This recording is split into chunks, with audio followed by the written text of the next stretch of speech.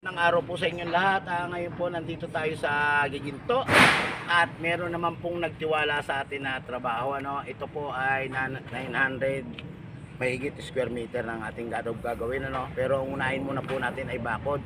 Kagabi po ay kinuha natin yung materyales na nakasakay sa truck. Ngayon po ay bababa natin. Tara po, let's go! Patayin mo.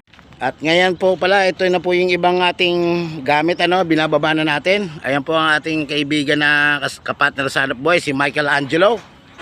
Ayan na po, at binababa na po na nila yung yero. Kanina pa po kaming maaga nagsimula, At ayun na po ang ating kumpare na si Richard Gomez. Pare, tingin ka muna sa camera. Tingin ka, pare.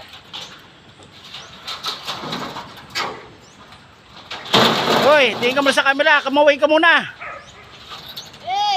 Yan, sabi ko po, binababa niya na. Yan po yung gagamitin natin pambakod, At yung mga tubo na yan, yan po yung gagamitin natin.